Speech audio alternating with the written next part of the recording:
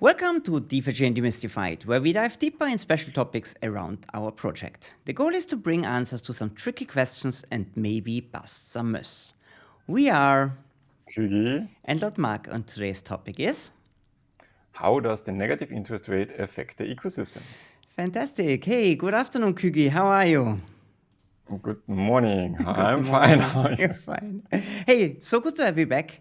We brought another tricky question today, and I think it's a burning question. A lot of people want to know how does it work. And thank you so much for coming in and explaining this. You prepared a fantastic fantastic graphics today again to explain that a little bit in detail. And I would say we just jump right in. Yep. Let's jump in. Crazy graphics. Yeah. Fantastic. As we always say, but this time it's really true. This time it's really true. The other time. The story of the negative interest and the tax fee payout is a story full of misunderstandings. And good. There are really a lot of misunderstandings. It's from the beginning, from a lot of people, many people different from the community have different opinions on that or had different opinions on that and questions. So I think it's good that we talk about what this is about. So it's basically what we want to talk about is the DFIP 228A, which is currently in the voting. It looks good that it's accepted. And if it gets accepted, it can be activated with the next hard fork. We already have the block for the hard fork. It will be on the 6th of September, approximately. So then this whole thing, what we talk about now, will be activated on that day, just so we have a bit of a timeline. So what is this whole thing about? In the DFIP 228A, we have the main thing that we propose there is to use part of the tax fee to as a payout to DUSD loans. So in a quick overview, basically everyone who watches this should already know that, or maybe in the future it's gone already. So currently we have too many DUSDs in the system, and that's why the DUSD is at a discount, and we have one measure to counter that is this fee of 30% whenever DUSD is sold for other cryptos. So not within the D-stock system against other D tokens, but only if you go to DFI, to USDD or USDC on the DEX. So these three pools on the DEX is where the fee applies. If you sell DUSD on one of those pools, you pay 30%, currently 30%. It's a bit dynamic depending on the algo ratio. You pay that fee, and that fee gets burned currently.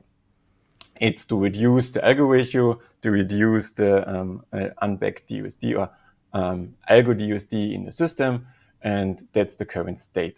And what the proposal is basically about is that we say we don't want to burn all of that, but take 50% of this fee that would get burned and pay it out to the owners of the USD loans. So we kind of distribute it to the owners. It's in theory a bit like being in a liquidity pool. As soon as you have the USD loans, you get a part of this pool that gets this payout as kind of the commission. And so you can think about it like that a bit, that you say this fee that would have gotten burned, half of it gets paid out to the owners of the DUSD loans. I like the little stickman. It's a beautiful representation of a DFI holder at the moment. Looks like he's very skinny, hasn't got enough to eat. I think we do another video after everything went well and make it got fat a big or something. belly. Yeah. My graphics are awesome, I know.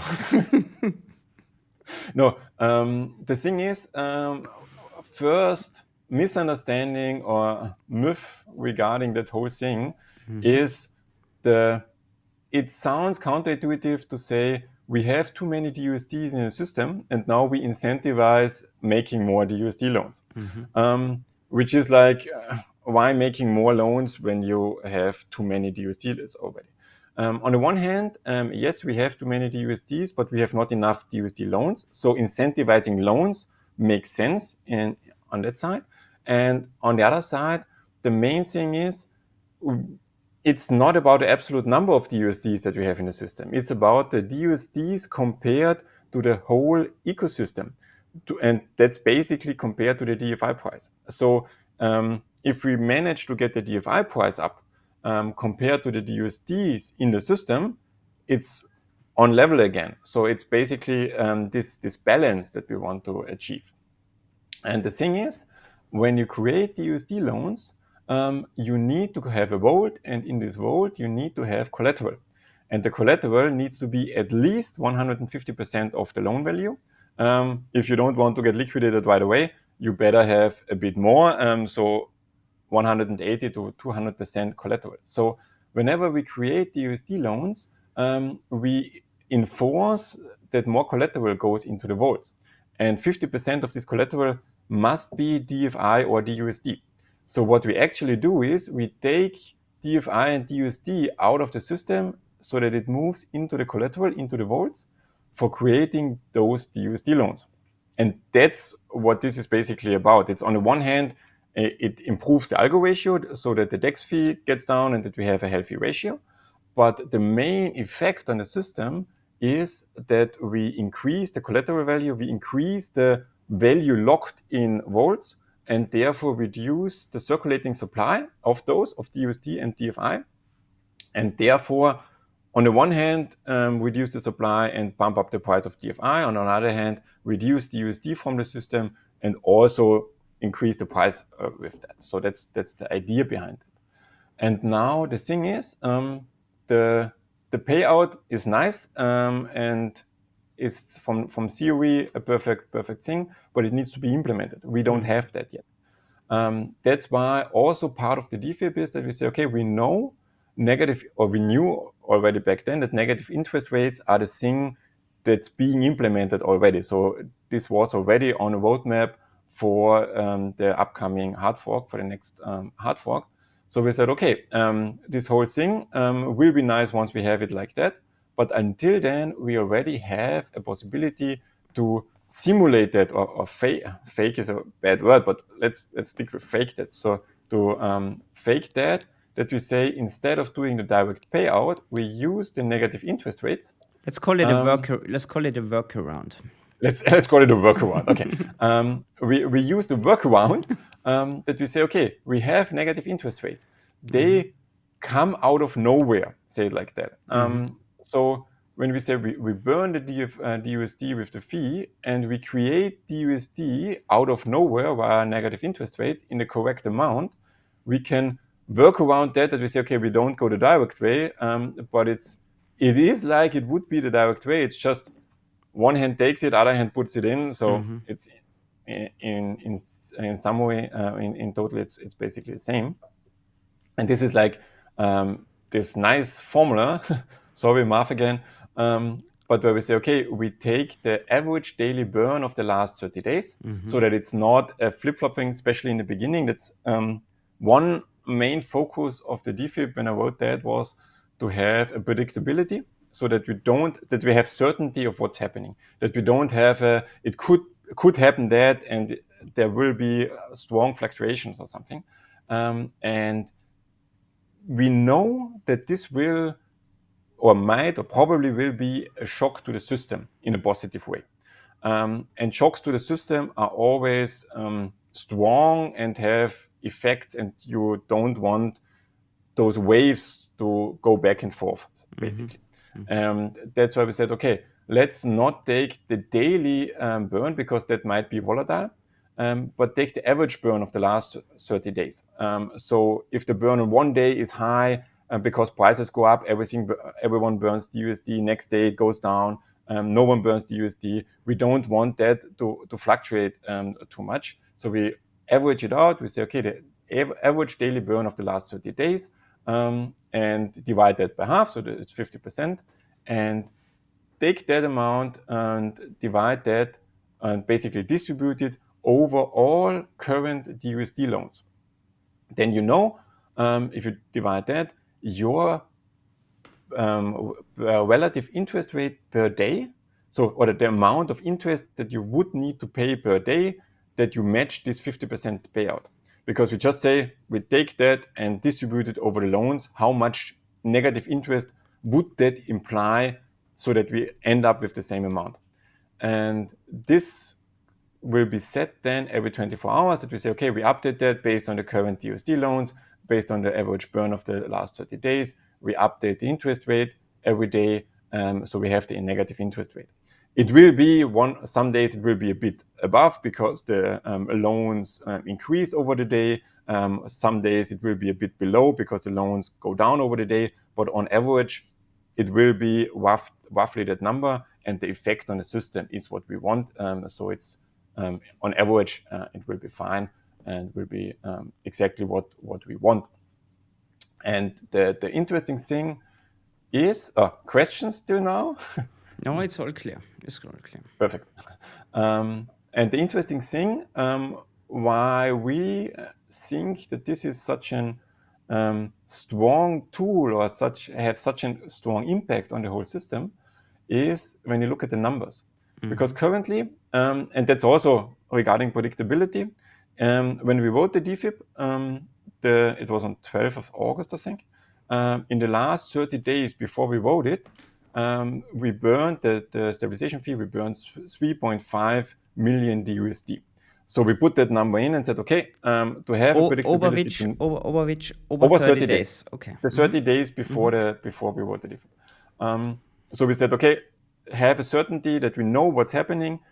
We take on the first 7 days after activation of this mechanism, we take those 3.5 million as the average number, because we already burned that, it's already in the system, and we can take that, and then it will average out over 7 days to go to the real amount.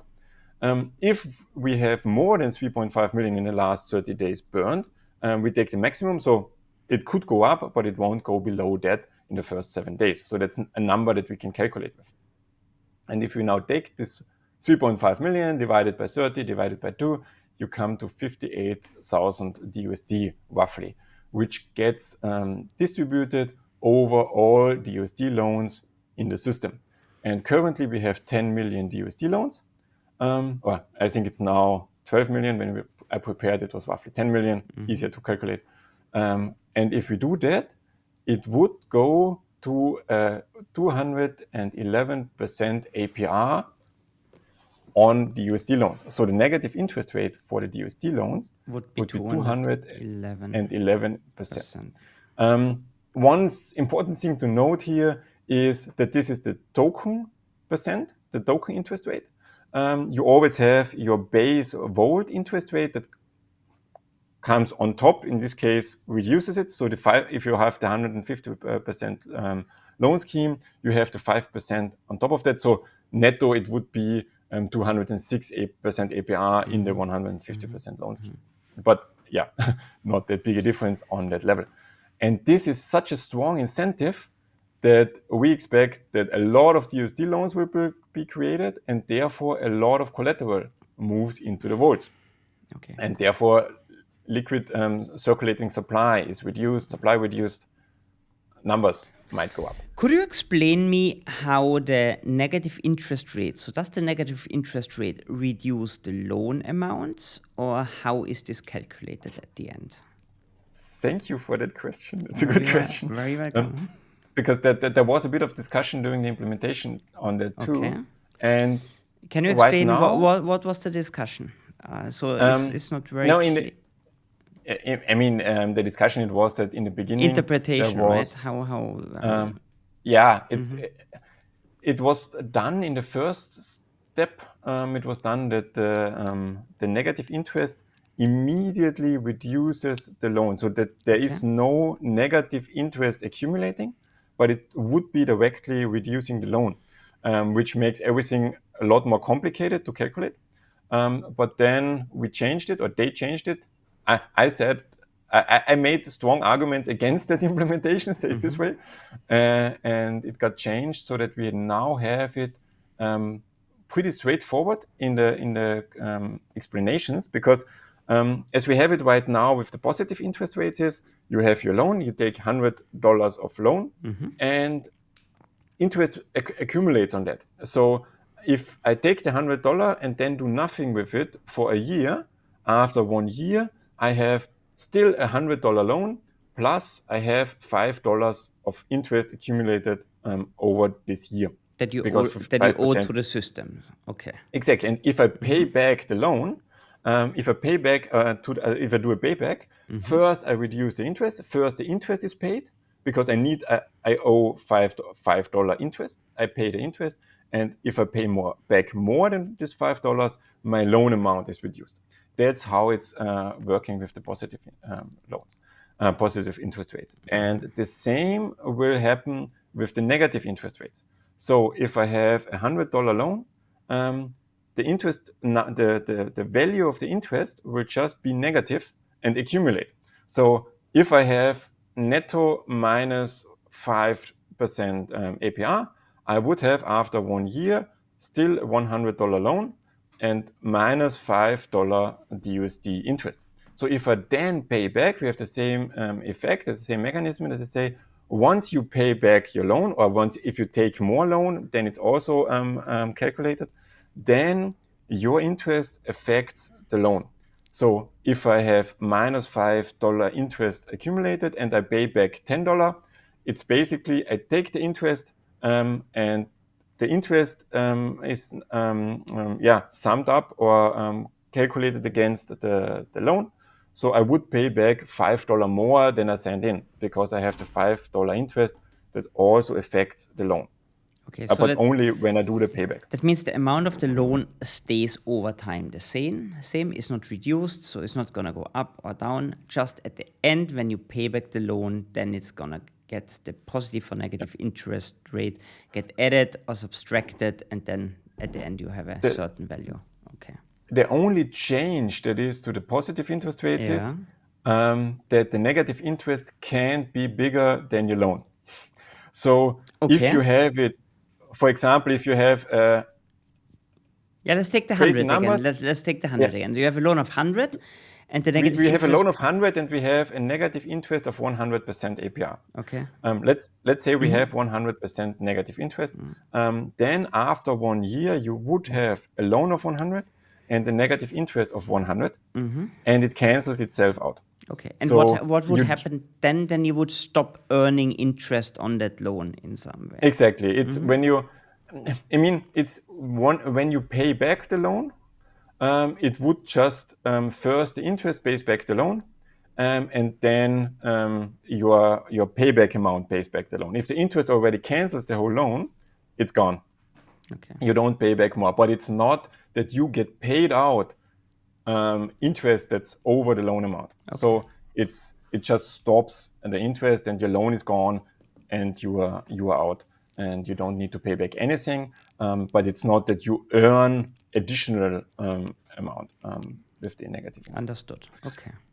But that's something that also came up sometimes. You say, okay, but when I have negative interest rates, my the interest rates will pay back the full loan. Yes, when you have minus 100% APR over a whole year, then the negative interest rates cancels your loan. Okay. But question. Yeah. Is this likely to happen? Because, of course, this is a theory, right? But if you look at it, is it likely that this happens? Most likely not, right? That we have negative interest rates of 100% over a year. Say it this way, how many people with a lot of money would like to have in the current market situation 50% risk-free interest on your holdings? So the thing is, as soon as this comes in, it's game theory. Of course, in theory, it could happen that no one uses that. But I know of people, I will use it with everything that I have. So the thing is, even even if no one from outside comes in, even if no fresh numbers come in, just the DFI and DUSD that's in the system right now can profit so much from that it will be used. And that's why this is, I expect, honestly, I don't expect the APR to be 3 digits for more than 1 or 2 days. Okay, so that means actually even if theoretically possible, is very unlikely because people just gonna take advantage of this very juicy yield here. Okay. Exactly. And we see it with the stablecoin pools. There, I was surprised, or I'm still surprised that we are still at 50%, but I understand that people are like, I need to come in with fresh capital from USDC. If I am in DUSD now, I don't want to pay the fee to get the USDC. I don't want to come in with fresh USDC because everything is a bit unstable and I don't trust the DUSD. Okay, understandable. But it's still 50%.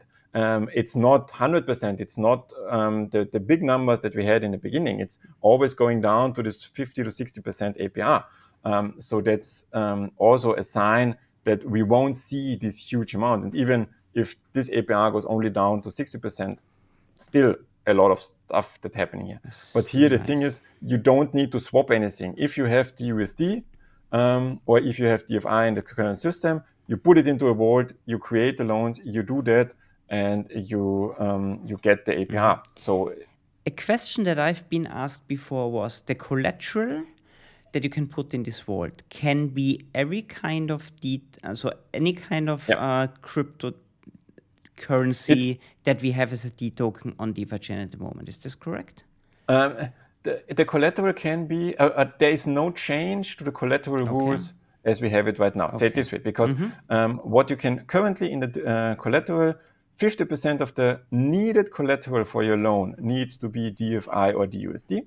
Okay. And the rest can be DFI, DUSD, BTC, Ethereum, USDT, or USDC. Fantastic. So not any D token, but those D tokens or those cryptos are the possible for collateral. And because we skipped a bit, just for the numbers, because if you with the 10 million, it would be 200 APR. If we get 100 million DUSD loans, I mean, it's quite straightforward to calculate. It would be still 20% on those DUSD loans. So since this is risk-free APR on your DUSD or on your collateral, on your stuff that you put in, that's still a great reward ratio and reward rate. So 100 million in loans is not that unrealistic. I honestly expect that we might even go beyond that. And that means if you have 100 million in there, you need a lot of collateral for that. So the amount of collateral, and that means the amount of DFI or DUSD, the 50%, that needs to move into the collateral are pretty significant. And that's why we expect that it has a strong positive impact on the DUSD price and on the DFI price. And the strong positive impact on the DUSD price, if it goes into a premium, it's an even stronger impact on the DFI, because that means you want more DUSD loans to create DUSD to sell it, to benefit from the premium, which puts more DFI into the loans, into the vaults and everything.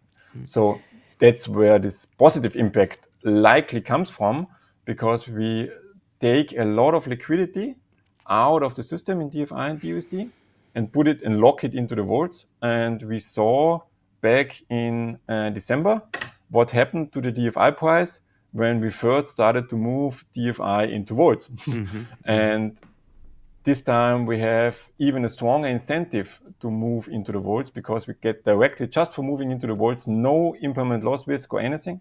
Just for making the loans, you get the incentive to do that. Right? And the nice thing on top of that is that you not only profit from the APR in the loans, but you can really, with the DUSD that you mint, you can do something with this DUSD, right?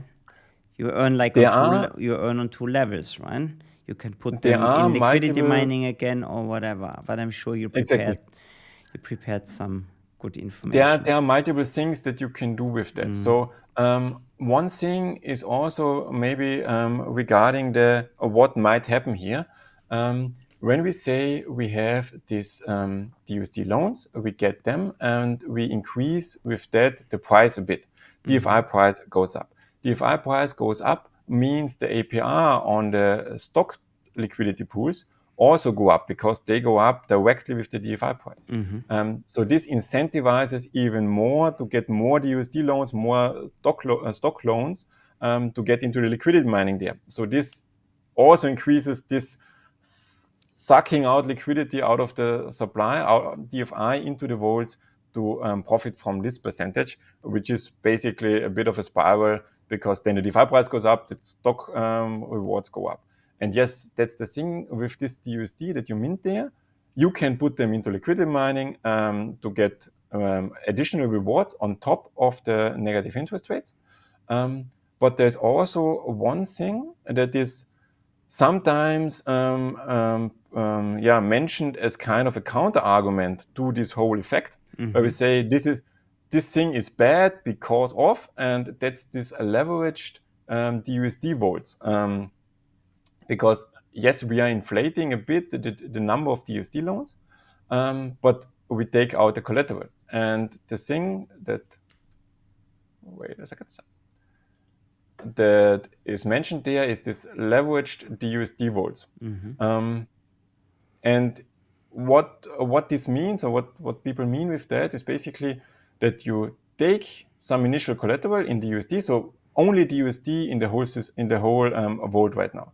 You put DUSD into the collateral, and with this DUSD, you take DUSD loans because you can take these loans up to 150% collateral ratio or down to 150% because there is no volatility in there. There is no volatility in there. The only risk of liquidation is when interest accumulates because that reduces your collateral ratio. But when we have negative interest rate, you don't have a risk there, so you can go really close to the ratio. And now you created DUSD with DUSD. That's often referred to.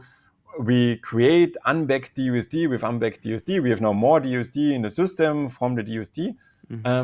But if you look at it, even if you do it like that, yes, from the numbers, we have more DUSD loans in the system. But in reality, you reduced the circulating supply because you put in 15 DUSD and you can take out maximum 10 DUSD. So netto, you reduce the circulating supply by 5 DUSD if you do that.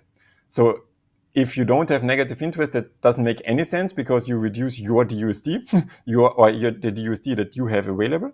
And for the system, you take DUSD out of the system. Even if you take this DUSD now and put it into some liquidity mining or something, you took DUSD out of the system, and that's what we want. That's exactly what this is about. The number, the algo ratio number, is then a bit off, say it this way, and we know that, and that's but has a positive impact for the community basically because if the algo ratio is lower than we think it is, or that it's actually kind of, the DEX fee is reduced, and everyone is screaming for reduce the DEX fee. So basically, that's I sometimes don't understand why people are like, "Oh no, that's reducing the DEX fee," and I'm like, "You always said you want the DEX fee reduced. What are you complaining about?" But in the end, it's the number is a bit with a grain of salt, but the supply, the circulating supply is reduced. But this leveraged of DUSD votes are even one step further because you now take this DUSD loan and put it back into the collateral.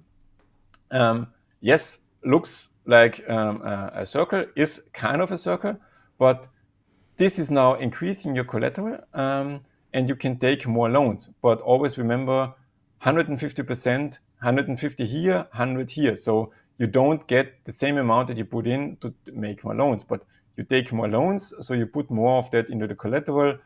Because of that, you take more loans and you put more in the collateral. So it's stacking up a bit. Let's make this roughly the same size. But you can't do this infinitely because you have the 150%. On the one hand, DUSD here is 99 cents. Here it is $1, so it's also a bit reducing. And you can't do it infinitely because of the 150%. Because every loop you get less DUSD loan out. Okay, maybe we have to mention that quickly for people who don't know this. So a DUSD put into collateral always counts as 99 cents. This is a very old story, Kügi. Maybe you can explain why. Do you remember why this was actually done that way and not gets like accounted for 100 cent, why it's only 99 cent? What was the reason there? That was done with when we introduced the DFI payback, where we knew, okay, with this we create unbacked DUSD, and therefore there was this additional incentive that we say, okay, we create additional utility for the DUSD, and this 99 cent, so that it's not $1, was on purpose that we say, okay, it's less than the loan and it's less than other things. So it's not the perfect thing to put it into a vault, because you get a bit of a penalty. A little penalty fee for putting it into the vault, but you can do it. And in my opinion, the main utility there is really that this added a huge utility for the DUSD, because now, since with this DUSD as the 50% collateral, so in combination with that, you can make a pure DUSD vault, and therefore now you have the possibility to really short stocks, because otherwise you would always have to put DFI into the vault and then take the loan. And with this, so then you would be long DFI, short the stock. With DUSD only in the collateral, you have the possibility to really be short in the stock, but different topic. Okay, but yes, cool. But thanks for the addition, because somebody might have 99 cents here, $1 here, and you can do that. And actually, so that the real number is that my total loan that I get out, if I do this up to the complete limit, I wouldn't recommend to do it to the limit, but the maximum is that I get 1.94 x the initial collateral. So what I put in, I get in the loans. So that I don't have problems with the spelling, say 2x. Let's say we get roughly 2x of the initial collateral. The thing is, yes, this sounds like, again, first sight, it sounds like I put DUSD in, I create twice that in loans. Oh no, we create more loans with the DUSD and we create infinite amount or huge amount of DUSD loans or DUSD. But in reality, there is no error going out of the system. If you do it like that, first I said, if you take the DUSD out that you created, you still have this from 150 to 100 because of the ratio. So you still take 33% of your initial collateral out. In this case, if you do this, you take 100% of your initial collateral that you move in stays in there. So you're basically locking in all your initial collateral. And by doing that, you just optimize your rewards from the negative interest rates. Okay.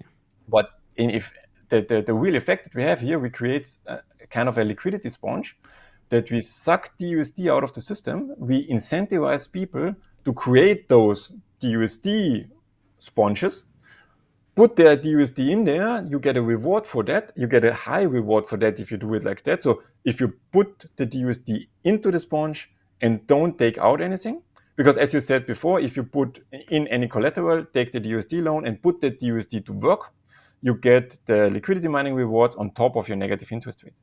In this case, if you take the sponge approach, you put DUSD in, you take nothing out, and therefore you get you put it to work in itself. And with that, you get more rewards on your initial collateral in this case. So let's stick with the number of the 100 million. You would have 20% APR. Since you get twice the DUSD loans, so you put in one DUSD, you create two DUSD in loans. On these two DUSD, you get 20% APR. So calculated on your initial collateral, you get 40% APR, which is quite significant. And that incentivizes even more to get stuff in, to get loans in. So even if you say you have now DUSD in the system and you say, what do I do with this DUSD? I can either sell it for a 30% fee and in a discount, or I put it into the vault and earn 40% APR on it, or right now in the beginning, on the first day, it will likely be 400% APR. So I put it into the vault in the collateral, do that, and leave it there. I see it likely that we see 50 to 100 million DUSD moving into the collaterals, just from people that say, okay, I put that in. So basically, every free DUSD, in my opinion, will move into the collateral. The thing is, we don't have that amount free on the chain, because right now we have 170 million DUSD. Around 100 million DUSD are in liquidity pools. 27 million are in the collateral already, so they are already used for other stuff. And we have around 45 million DUSD free in the system. Some of that on exchanges or on Cake or DFX or stuff. Some in tokens and whatever, or in addresses. But that's the amount we have right now. So if we expect 50 to 100 million DUSD going into the collateral using this APR, there is not enough DUSD in the system to do that. So even if all free DUSD and a bit from the liquidity pools go into that, we don't have enough DUSD in the system. So there need to be DFI coming into the collateral as well.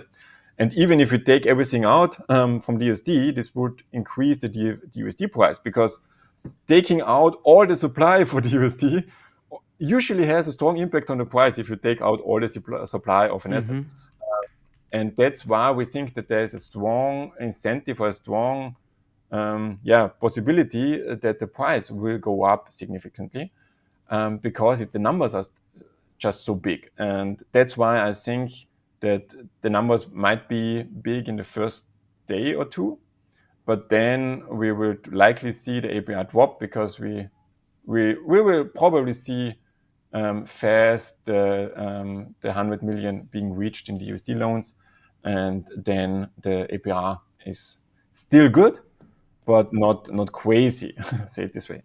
So still like always at the beginning high, and then it just drops. Okay, cool. Kügi, very well explained. Thanks a lot. I think it's pretty clear. Maybe last question. What will happen if can this all be kind of reversed? People say, okay, now that's fantastic, right? Now there's a high APR and stuff gets locked up. What would happen if it goes this other way around? What's your thought to that? Because people are afraid, okay, that works a couple of days, a couple of months, a couple of weeks, and then the thing just turns completely back. Is that possible? What's your take on that? In theory, everything is possible. That's always this. We don't know. No financial advice. We don't know where the price is going. It could be that everything goes up, down, circles. But the thing is, right now, we have a lot of fear in the system, a lot of fear in the community. The DUSD has a problem.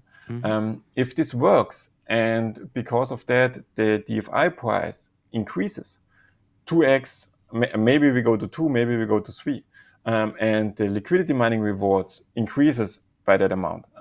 So we have suddenly 50 to 100% APR on the stock liquidity minings again. Means we get a lot of additional interest into that. People come in and say, okay, the whole thing looks good again, everything is fine, DFI goes up, DUSD is at $1. We have the stablecoin pools that keep the peg more stable. A lot of DUSD get burned because people want out of DUSD and might. The question is if people still want to get out of DUSD in the future, or they get in because of the premium. If you have the premium with the arbitrage loops on the exchange, on the DEX, we burn DUSD to keep the premium on the DFI route low. So this will burn some DUSD, but this increases the algo ratio. The algo ratio goes down, decreases the algo ratio goes down, the DEX fee goes down. Everyone is like, okay, DUSD, the system is fine again. And then we have, if we come to the point where we say, okay, we are at $2 to $3, we have high APR on liquidity minings again. DUSD is at the peg. Sure, in theory, it could be that everyone sells their DUSD, but why should people sell their DUSD when everything is fine? We are still back at back. We see that the stuff works. We have the high interest rates, the high APRs and everything. Yes, the DUSD loan interest rates will go down because the fee is gone. So those sponges will reduce. There might be some up and down in these APRs because when the fee goes down, the APR goes down, the people reduce their DUSD loans, go out of these liquidity sponges, so the numbers go down of the DUSD loans.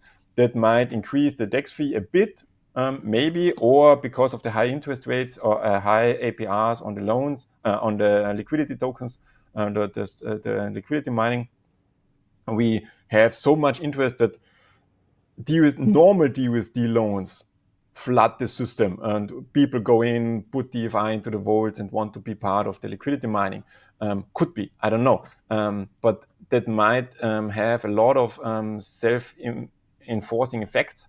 And then we are there. We are at this stage where it's fine. We have some waves up and down, but basically averaging out nicely. And then why should it go down? Why should people sell the DUSD if everything is fine? If the liquidity mining is high, the DFI price is $3-4. Sure, it could go down, but why? If the DFI are locked in the vault, we don't have the risk of a DUSD discount again because of the new measures. So it's a bit of in theory, yes, but I don't see it likely. If this works out as we think it would, I don't see it get reversed quickly, because then we have. I think we would need some DUSD sell pressure if this works out as it is, because then the DUSD will shoot up and go into a strong premium. So it will be fine that people say, okay, I'm go out of DUSD now. That was a trading position, or arbitrage position. I go out. Will be perfectly fine, because we need that to be averaged and balanced out. Cool. Fantastic. Kügi, thanks so much. I hope everybody enjoyed that episode. It was a little bit longer than normally, but I think it was really well worth. No, that's fine, Kügi. I think it's really, really good to listen to the whole story, because that's really one of the burning topics at the moment that really keeps the community busy. And there's a lot of fear, uncertainty, and doubt, of course, when it comes to the USD. And I think that's very, very well explained. Kügi, once again, thanks for busting some myths and clearing up a couple of misunderstandings here. Thanks everybody for watching. I hope you enjoyed the show, and see you next time. Thank you very much, and bye-bye.